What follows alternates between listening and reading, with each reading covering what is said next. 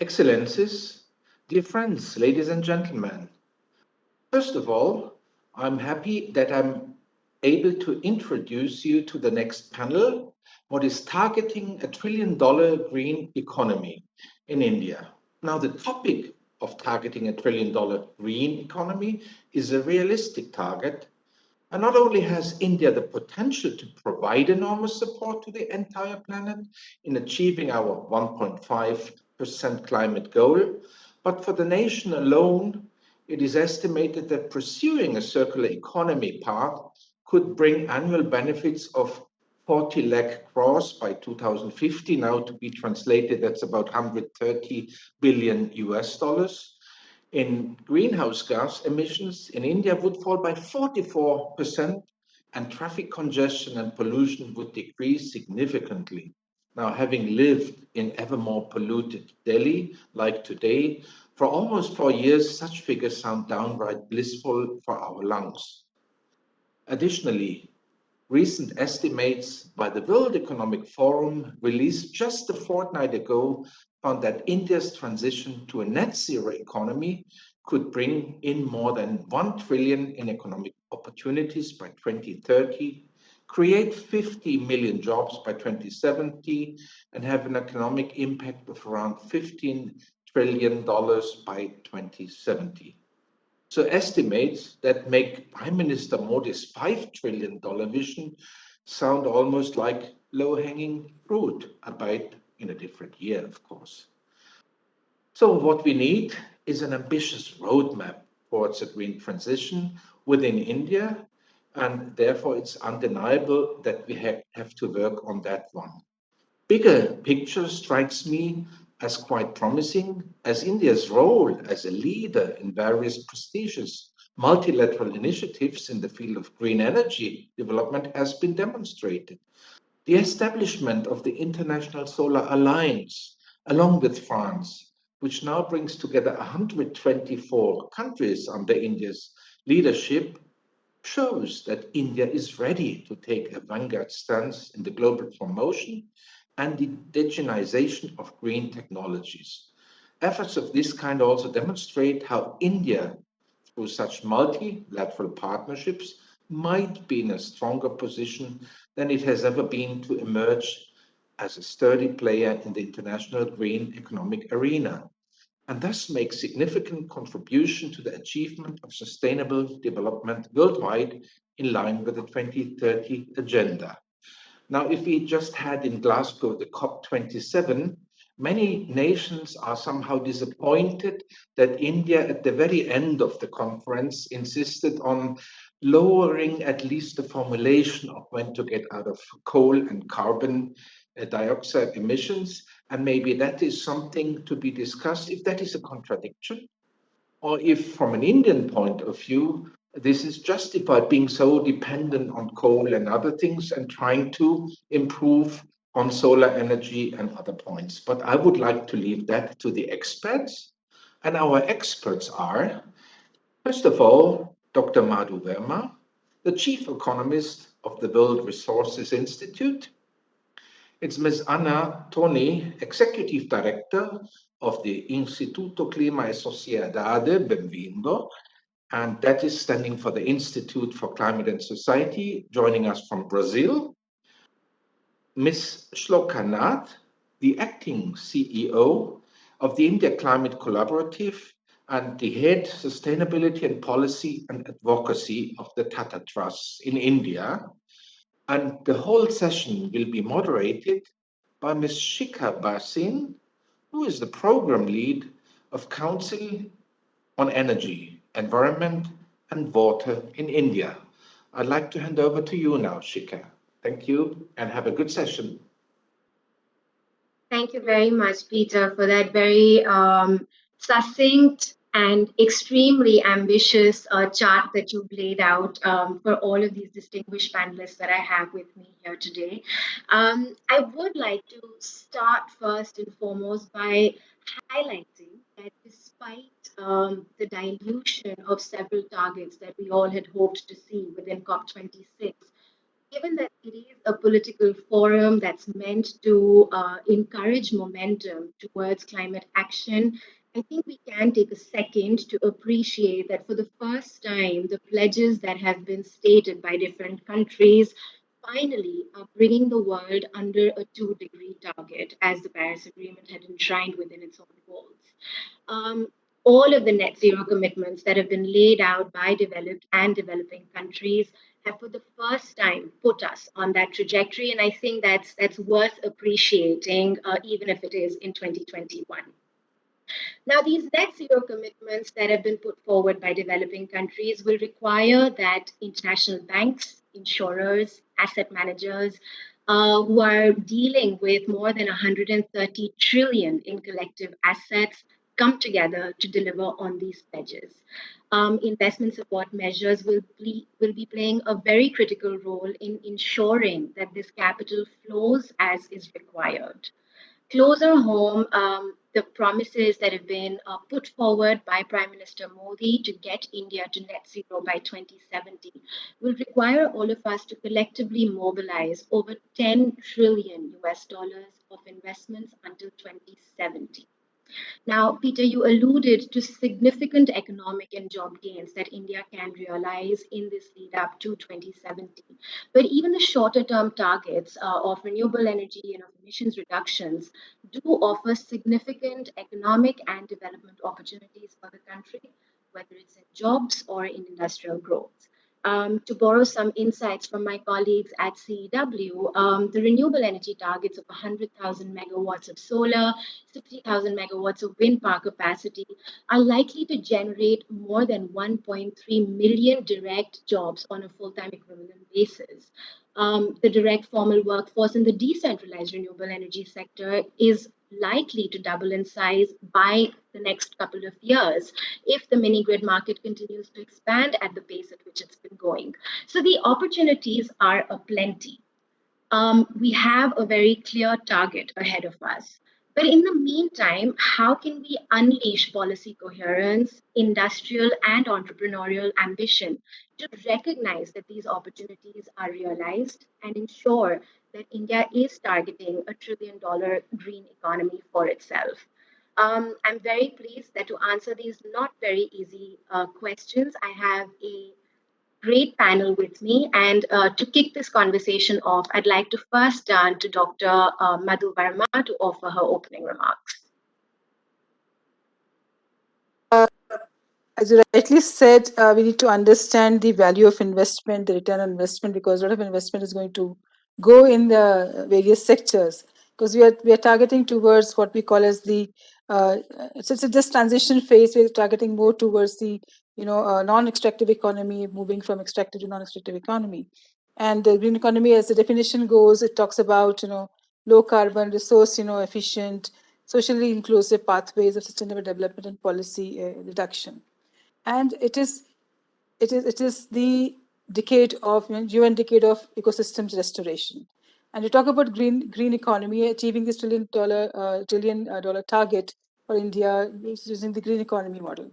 And when you talk about green, all the ecosystems come in front, and you must understand what you get by investing in these ecosystems. You talk about wind energy, you talk about solar power, talk about forest restoration, talk about agriculture decarbonization, climate smart agriculture, and so much interventions have gone in various ecosystems. And also we target so much on urban ecosystem, because what we face in Delhi, we were just talking before this discussion, the pollution that you face, and we don't know what invisible cost we are paying hugely in the system, because we don't understand the damage being done fully by not quantifying in monetary terms these kinds of amount of damages.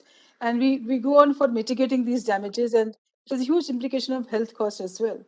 So I think it is very important to understand the value of investment in natural systems. We talk about starting from forest. It provides so much amount of core benefits when investment is being made, maybe for sequestering carbon to create carbon credits, maybe for increasing carbon stock in the growing stock of various trees. Similarly, in agriculture, you talk about climate smart agriculture, you talk about decarbonizing agriculture, but you must understand when you invest in these ventures what return that you get.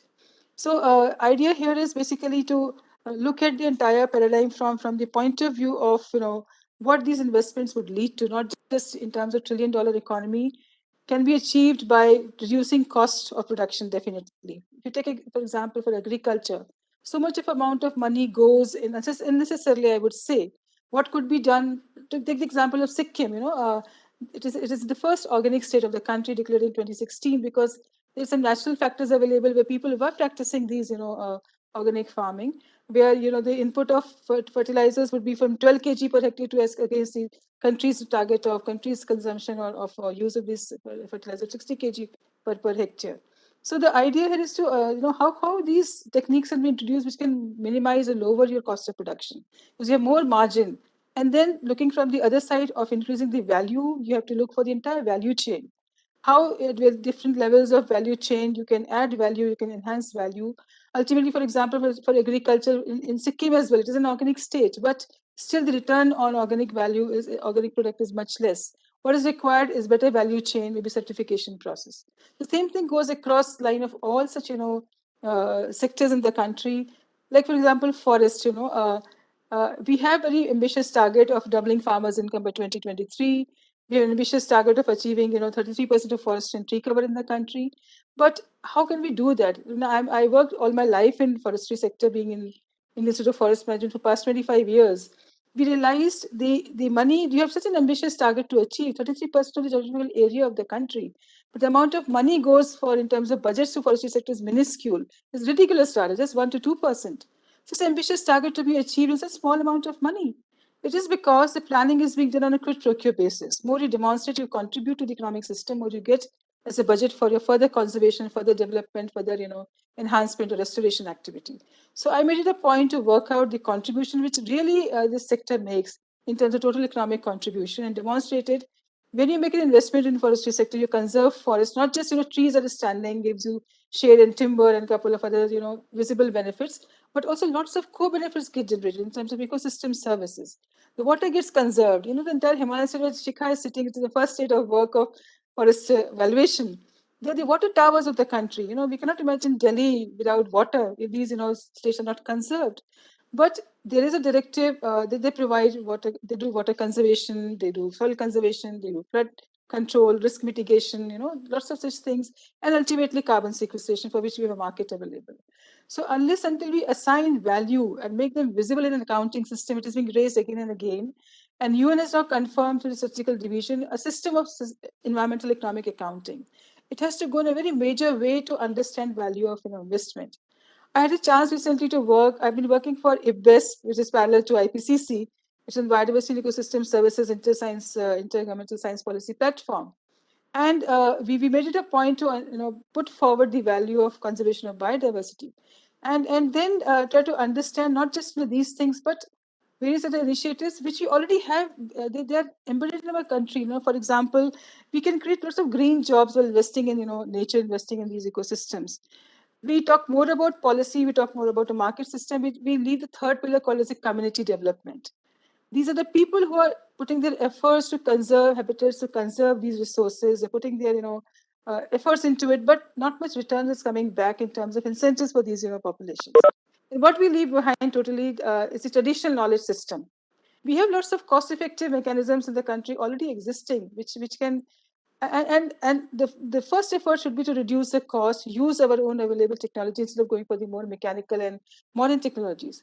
So if this put in front hugely use of indigenous knowledge systems and such that you have low cost technologies can be used, it can be scalable, it can be replicated, and by enlarging this, extending this gap of cost and benefits, definitely you will be able to achieve trillion-dollar economy target in due course of time. So I'll just stop here. Thank you. Verma, very, very interesting and a really important manner actually of looking at what it means to create a trillion-dollar economy that is dedicated to green and clean tech.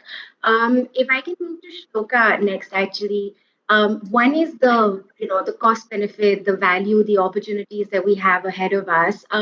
In your opinion, the way India sort of looked at its export and its digital economy, what do you think we need to do to get a $1 trillion green economy plan for India in place? Hi, everyone, and thank you to the Colaba Conservation team for inviting me, for inviting me to speak today. And thank you, of course, for the very kind introduction, Shikha. It's actually an honor to be here with all of you. And I think, just to sort of really elaborate a bit on Dr. Verma's very important point about the need to prioritize core benefits really today across jobs, across growth, across sustainability. I think that's really the way that India is going to need to traverse that path of equitable and green recovery. We've seen an interest from a variety of stakeholders to support a green transition for India. So we know, for instance, that the central government, and you mentioned this right up in front, Shikha, it's shown an inclination towards a green recovery in the last stimulus.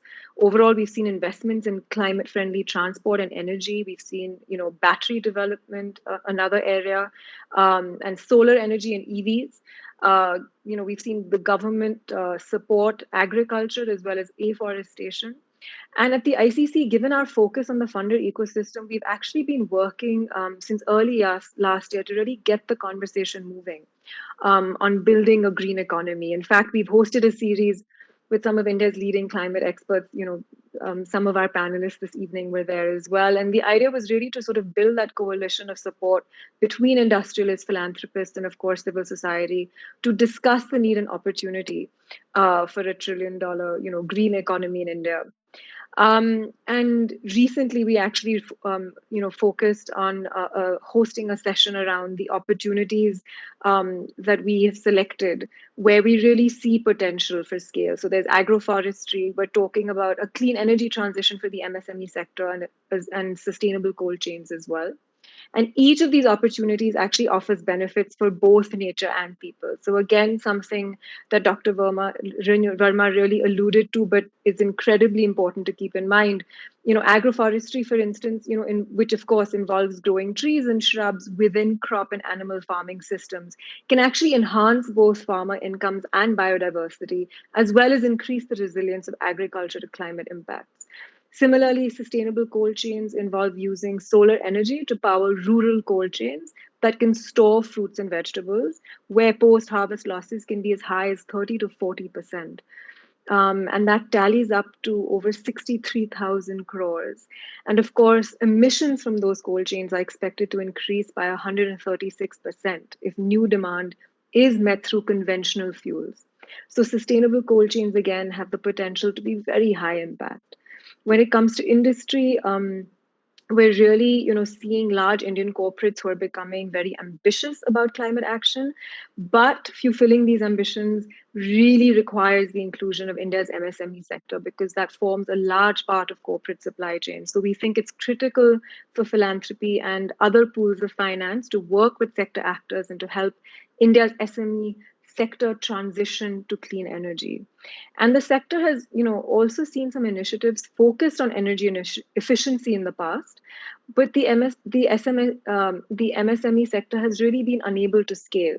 Funding can be used as a lever to create an enabling environment for innovation and to also bridge those gaps between the demand side, which is corporates, and the supply side, which is, of course, the SME sector.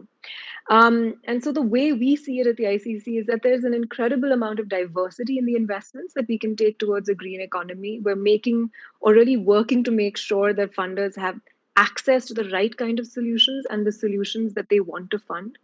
And so this applies not only to philanthropy, but as I said, to other pools of finance in the space. So that means corporate sustainability, carbon finance, and impact finance, amongst many others. And we're attempting to curate these kind of opportunities. We're really working closely with our network of donors and partners to ensure that we are putting forward those high impact solutions that will increase their likelihood of getting funded. But I do want to say that funding alone cannot solve the issue. We have a strong ecosystem of actors working on climate in India. We have fantastic organizations that are excelling in research and advocacy, that are working with industry and policy and more. But we do end up working in silos. And it's going to take this ecosystem coming together, cross integrating with itself to really make the systemic shift we need to move into a low carbon future focused on a green economy. And we do need to build the capacity at the ground level to respond to climate shocks. That doesn't mean prescribing solutions. It's really about working with communities and grassroots organizations to co-create context-specific solutions. And I think with the vastness and variety really of India's geography, we're going to see climate impacts play out very differently at local scales. I think this is something Toni will also speak to when she talks about Brazil. So it's really about identifying the specific risks that communities are facing and capacitating them with the resources that they need to protect themselves against it. So really, a lot of challenges, of course, but there needs to be an emphasis on building collaboration, on catalyzing nascent sectors, building capacity at the ground level by curating those opportunities for funders and channeling funding into the spaces for the highest capacity for impact. And finally, I just want to say that the transition to a green economy is dependent on the continuing advancement of three drivers of Indian growth. And the first is technological development, the second is financial innovation, and the third is strong political leadership. These three drivers have put India in a position where it can put together two challenges, such as the development aspirations and the climate crisis, and emerge with a solution. So, we've seen this in the past. Technological innovation has reduced the physical cost of building the components of the solar energy generation plants. We've seen financial innovation allowing, for the front-loaded costs of these plants to be adjusted for. And finally, political leadership actually ensured that these plants were integrated into the legacy power network. So today, because of that, India has the lowest per unit installation cost of renewable energy in the world. And over time, as India restructures its mobility sector, its land use, and its cities in keeping with a new green development paradigm, it will demonstrate its own global leadership and hopefully create more templates for other emerging economies to follow. Because India's green growth is not for itself alone. It will have a multiplier effect. It will blaze a trail that combines inclusive prosperity with decarbonization. So I will pause here and hand it back to you, Shikha. Thank you, Shloka. And I like how you summed it up with sort of, technology deployment, financial innovations, and political leadership. And I think we need like 100x more on each of these aspects, to get to the 2070 that we have in front of us. If I can turn to you, Anna, as a friend of not just ORF, but also India, how have you viewed this target being announced, and what are your sort of sensibilities about India really being able to recognize the economic and development opportunity that this offers? So, good morning, as I am in Brazil. So I know it's evening for most of you, but it's good morning here. Thank you so much for the invitation, and it's an honor not only being here, but to learn from India on how you're doing, and gives us inspirations here in Brazil on what we could do and how we can do better. To start, I just wanted to say, obviously, the situation of Brazil is probably one of like the opposite side of India in terms of its emission patterns. Most of the emissions in Brazil comes from deforestation. It's more than 30%, almost 40% of our emissions come from deforestation, most of it from the Amazon region. About 30% comes from agriculture, especially cattle, and only less than 30% comes from energy and transportation. So, which is very, very different from an Indian situation, which shows that each of us have our own challenges. But in the case of Brazil, I feel that our challenges are so much smaller than yours. Because in our case, stopping deforestation, which is the bulk of our emissions, deforestation does not bring development, does not bring economic growth. It's simply an issue of people speculating for land, and most of them are not poor people, most of them are rich people. So it's a question of inequality and use of power in our case. Therefore, the economic people and private sector are very much aligned with most of the environmentalists, in which it does make sense for a country like Brazil to go for a green path, as you just talking about in the case of India, that's so much harder.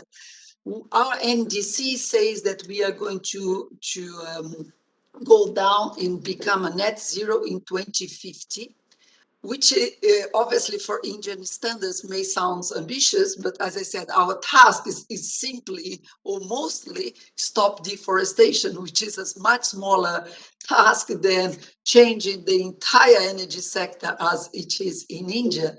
But anyways, 50%. And most of the economic studies in Brazil show that if Brazil wanted, if we had, as Shloka just mentioned, the political will, the pillar of the political will, we could go down to 82% of our emissions in 2030 at a very low cost, which is $19 per gigatons, which is nothing in comparison to what you need in India. So it does shows that the opportunities of different countries are so different from others. Unfortunately, at the moment, we don't have that political will at the federal level. So we can see President Modi becoming a true leader in terms of the geopolitics, despite of some of the criticism that we saw at the COP.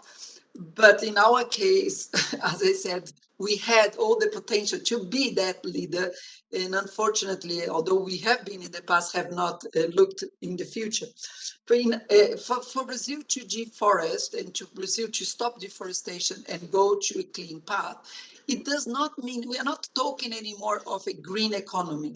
In Brazil, what we are looking at is changing the development model that we have pursued. Totally, it's not just including green into our economy and green jobs, but we have to review our entire economy from infrastructure, obviously energy, obviously transportation, and so on and so forth.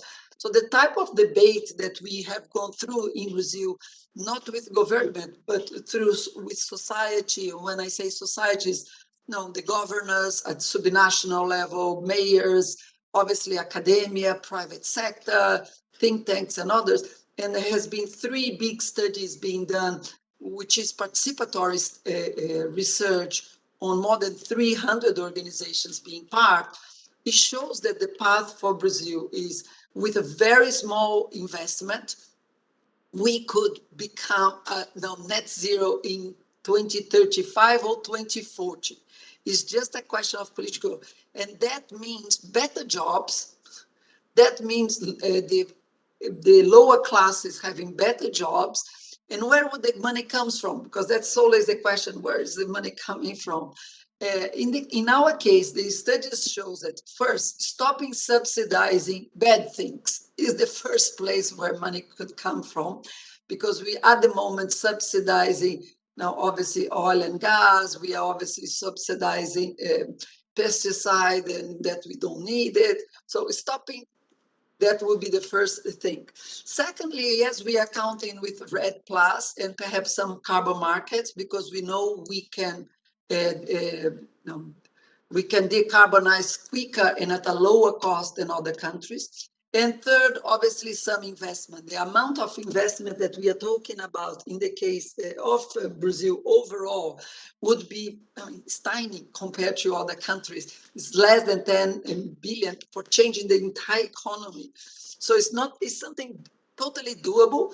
And the best results that we have shown is that if we went into that path, and that's really, really important, we would be generating 10 million new jobs. And I think that's absolutely key. So we are not only talking about a bigger and better growth, we are talking putting people in the middle of this new development path, because we know that if we don't do that politically, we will lose that battle. I stop here and we can continue the conversation afterwards. Thank you so much. We will. Thank you. And that actually connects really well with what Dr. Verma started her intervention with, right? Which is valuation. You're saying stop the bad stuff. She's saying add a price to the good stuff. So if Dr. Verma, I can turn to you again. When you're in your, you started talking about some of the work that you're currently doing, and you were talking about state level actions and how this valuation is really missing. from the good things as opposed to the bad things. Where, in your opinion, does the political will lie in that space? And is there a need for some sort of financing innovation, that can help nudge the needle there? Yeah, Shikha, very, very pertinent question. And must mention to you, we actually had borrowed a model from Brazil. There's an interesting case study of two of your counties, Parana and Minas Gerais, where, you introduced what is called as ecological value added tax. That's what, Shikha, you're just trying to also articulate, if you're taking up restoration, if you're doing some good practices, I mean, we do have a system of polluter pays, concept, and we have a system of taxing people and who are polluting, who are creating negative externalities. But no system exists where people actually conserve, provide, a lot of public goods. They provide positive externalities in the system. So Brazil, they had two counties where they had a very interesting system of, assessing their contribution. The municipal bodies, they contribute in terms of, check their contribution in terms of water conservation, forest conservation, cleaning keeping the city clean, checking down their pollution load. And they worked out a sort of a matrix to get the value assessed at the end of it. And then they accordingly give a divisible pool of, indirect taxes to the conservancies who are conserving their resources. So while I was working for forestry sector, this idea struck me. I worked for a committee which worked out the net present value of forest diversion. So very interesting. The country has a source of revenue by diverting and degrading forest. But realized the directive given by the Supreme Court to especially the Himalayan states and the states having high forest and tree cover to maintain 2/3 of the area under forest and tree cover. And there are disabilities being created amongst these states, despite having huge amount of resources, they cannot divert, they cannot develop. There's a green felling ban actually in these states existing. That struck me to put up a case to 13th Finance Commission that why not states who are conserving resources, they're constrained to contain the resources, not develop their or harness the resources, should be compensated.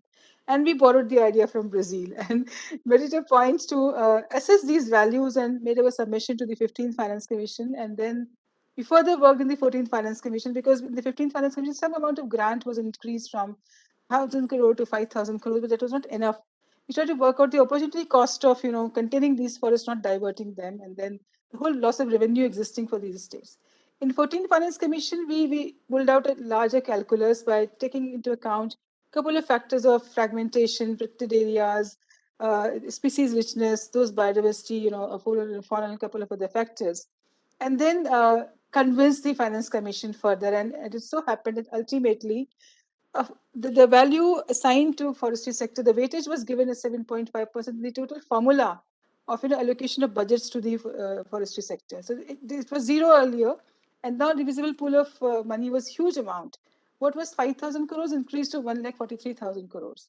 We further worked, on behalf of ministry this time for the 15th Finance Commission to include not just forest but the climate change aspect and also the aspect of environment, because that's what crisis are all about. Not just forest is one resource base, but other resource bases also need to be looked into. And this year we made a detailed formula to incorporate these factors as well, and using all economic tools, as Rashika was rightly pointing out. And when I stand up to say, I said I'm an ecological economist, and we are notorious for putting value of whatever exists on earth. That matters a lot. You talk about political leaders, this is the language they understand. You talk about policymakers, this is the language they understand. And number of textual information you provide them. You talk about stories, you give them all the examples of replication, good influential, practices, success stories, but unless until you convert them in quantifiable form of money, sorry to say that, but nobody would understand. And that's what you're talking about budgets, you're talking about investment. It happens only when you demonstrate your value in terms of these monetary expressions. But at the same time, there's a word of caution, not everything can be captured monetarily. If you express qualitatively as well, and then accordingly you generate value of your investment, you generate why it is worth, conserving your natural capital, which is so worth. And now we just what this discussion is all about in green transition and green economy. What we provide as a solution is a nature-based solutions. We have done enough of engineering-based solutions in the past and realized, for example, in tsunami, what happened? Wherever you had mangroves, they could withstand the shock of tsunami waves, but there we have artificial dikes being created, they collapsed because it comes from the resilience. Resilience comes through biodiversity. And biodiversity also means climate change. They're all interconnected, ways. So this is what, you have to, but saying that is not enough.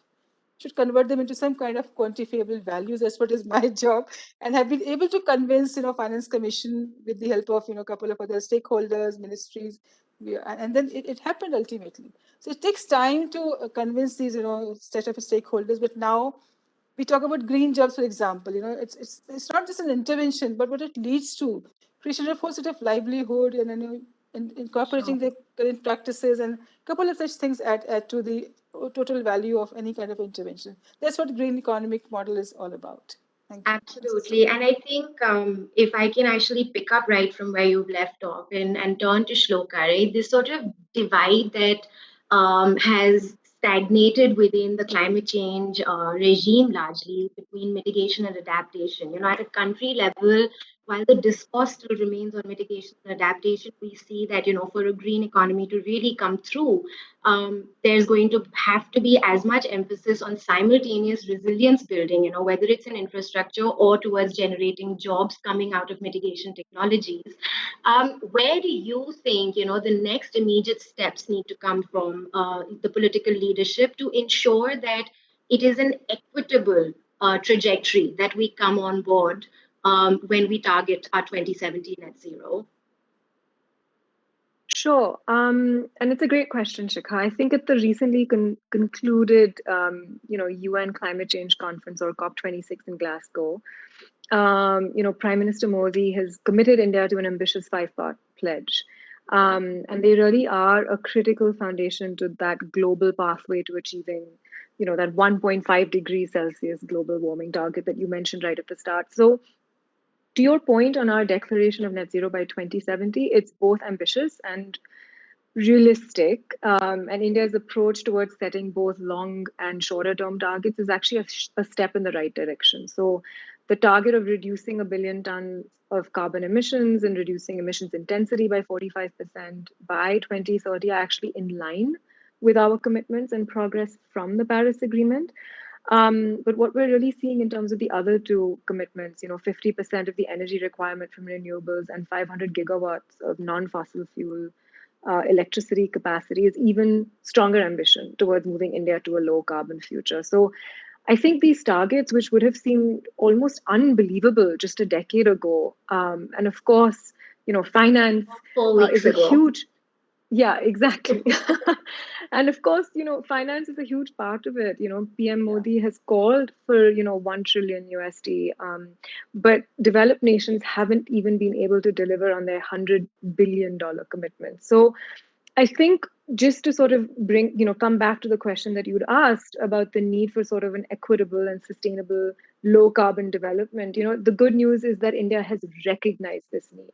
And it isn't conditional on what other countries do. We have a commitment to our future and the future of our people. So it's critical for India to invest in, low carbon growth, because we are going to see emissions ramp up in the coming decades if we don't act now.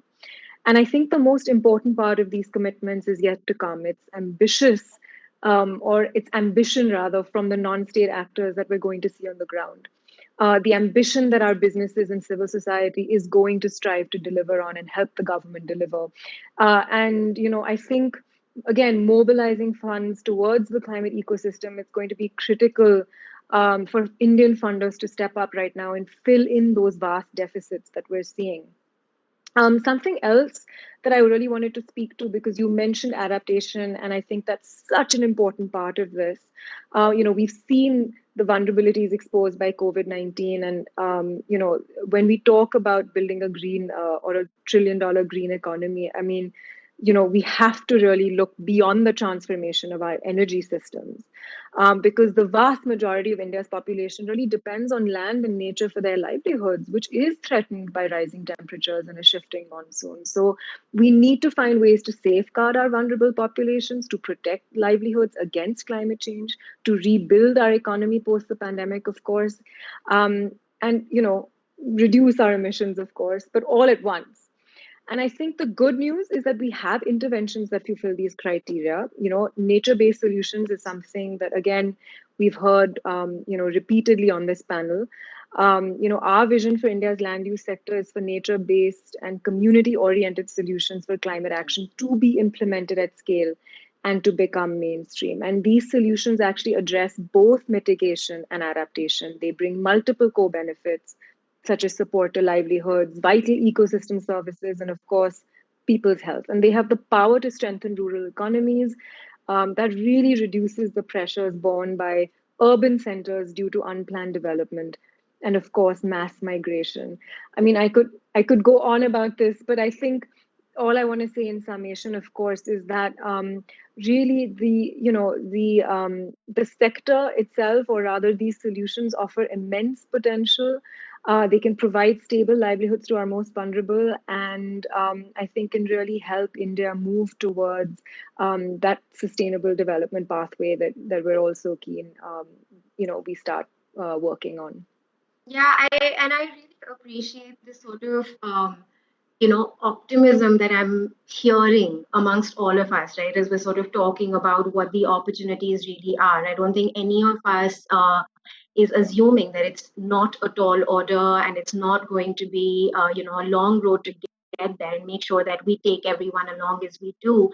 But if I can turn to you, Anna, you've highlighted the lack of that political leadership, right? That is keeping Brazil from sharing in the sense of optimism. But our non-state actors, as Shloka mentioned, the cases in India, are non-state actors hopeful and not waiting for that political leadership or that political will to nudge them towards decarbonization? And if you're seeing movements like that in Brazil, can you share with us some examples where it is in fact an equitable turn of events that is being realized?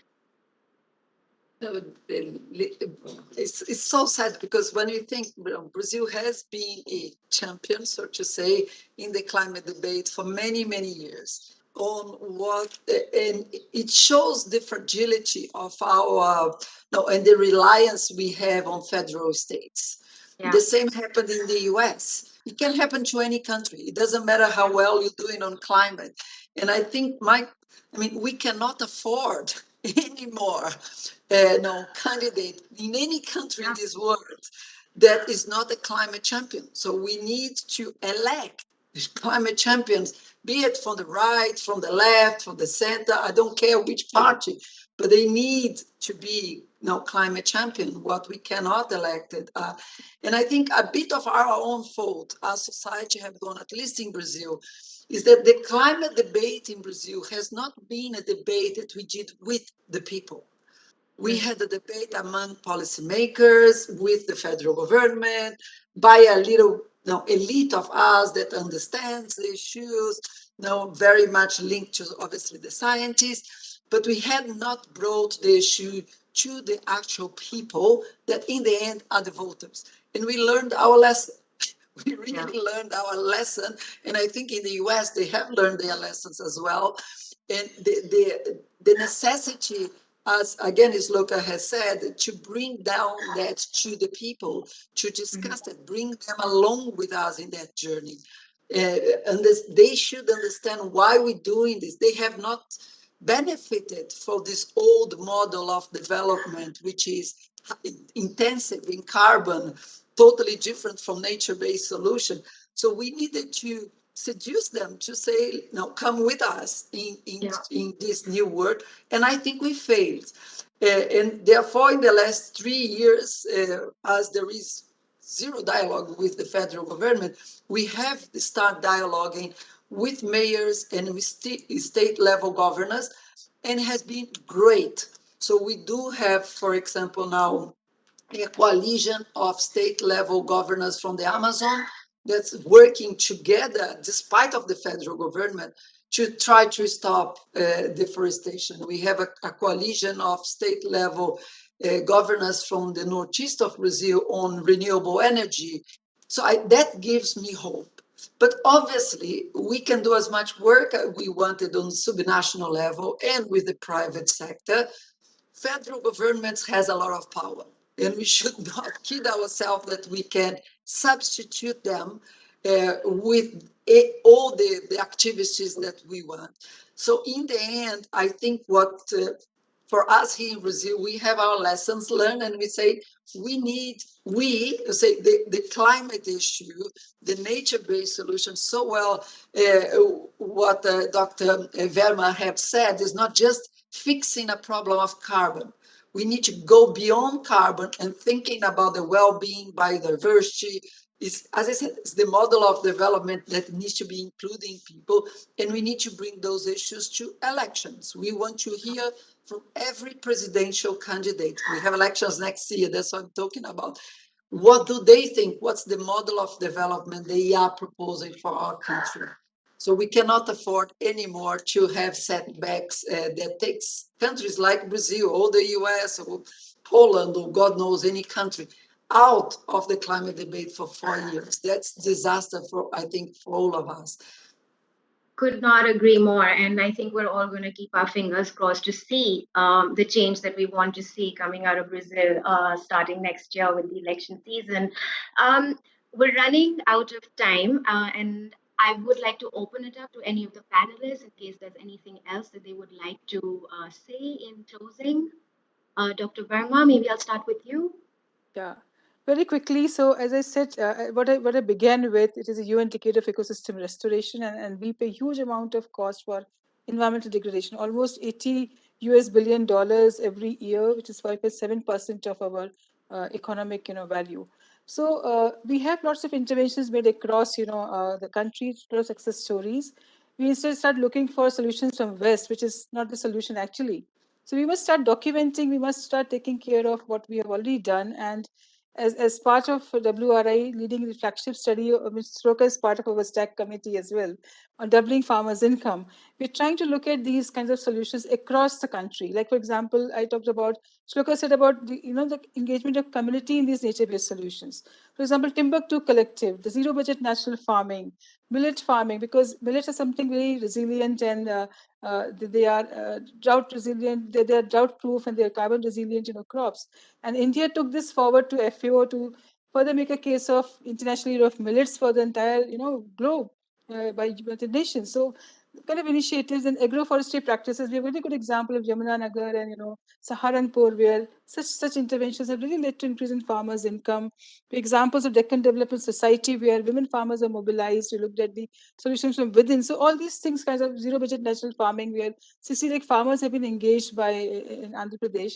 So all such solutions exist. I'm just taking example from forestry, from agriculture sector to begin with, but they provide multiple benefits. The core benefits go across this original sector, and the entire value chain gets affected by that. So that's what we need to document and take them forward, because we're expressing the value in terms of green jobs, livelihoods, contribution to the economy in terms of what they produce. So it's not just per hectare value in agriculture, which is important. The entire landscape needs to be looked into. And same applies to all other kind of ecosystems which can contribute towards achieving this target of $1 trillion economy by reducing the cost, building the systems, building the restoring these systems can be possibly done, and then only we can achieve this particular ambitious target. Yeah, it's like a second wave of green revolution for India. Yeah. Shloka, any last thoughts? Yes, Shikha, I think two thoughts really quickly to wrap up. I think the first is that the 5 sectors, energy, mobility, industry, infrastructure in cities, and of course, agriculture actually contribute to over 90% of India's greenhouse gas emissions. And India is going to need to address these pillars as part of its green transition. So to enable a green economy across these sectors, we are going to need to work across an accelerated approach to green technology innovation and overarching framework to catalyze green finance, and an integrated approach to carbon capture, utilization, and storage. And of course, finally, a plan for climate adaptation. So, as I mentioned earlier, India's transition to a green economy is really dependent on our continued economic growth, which has to be driven by technological development, financial innovation, and as I said earlier, strong political leadership.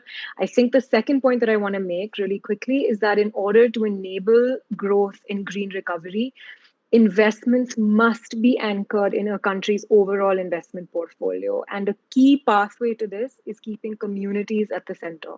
So it has to be about job creation, livelihood support, and protection of vulnerable populations, not only as a benefit, but as a key driver in the uptake of green, economy-based solutions. Additionally, I think simplifying those investments, creating roadmaps and pathways to integrating, a green economy into government, corporate, and philanthropic portfolios, which is what, we're trying to do with investors, is really an important way forward in accelerating the adoption of these solutions. Because once the case is made, not only for the protection of our natural environment, but also for rural development and economic growth, then the avenues for investment, become present. And of course, the rest will naturally follow. So I'll pause here and hand it back to you. Thank you for a great panel, Shikha. Thank you. Thank you for laying out a very, very hefty and lofty road ahead of all that we all need to get cracking on. Anna, the last word to you, please. First, I want to say thank you for inviting me again. Learned a lot. And from my side, I think what I would like my last words to say, let us do more together between India and Brazil. I think first those COPs and all the international governance structure, our governments are doing things together, which is great sometimes it's not as great, but let us ensuring that society, not only civil society, but society from Brazil and India learn from each other and is able to also talk at each other at this big conference and learning on what you're doing on specific issues. And I would specifically say on climate justice, how we bring and having vulnerable people and jobs. What are India doing to achieve that? What are we doing in Brazil? How can we do it together and learn from each other? I think the problem is too complex and too big, and we will need to help each other. And I think that's a big plea. Our countries, our developing economies have different challenges from the developed countries. And I think we need to help ourselves. And I think we should start from society with meetings like this one. So I thank you so much for having organizing the meeting and inviting me. Thank you. Thank you. Before I close, I'd like to check if Peter, would you like to come in and offer some closing remarks? Maybe I could try. I was listening very carefully to what Anna said, and I see comparatives between India and Brazil and Germany. They're all federal republics. Of course, it's the job of a central government to give guidelines. Those are sort of fed by what research institutions, think tanks, science is bringing in. But it's the local level. It's the city, it's the state, the county, where the stuff has to be implemented. And I think that is sometimes something what falls a bit short.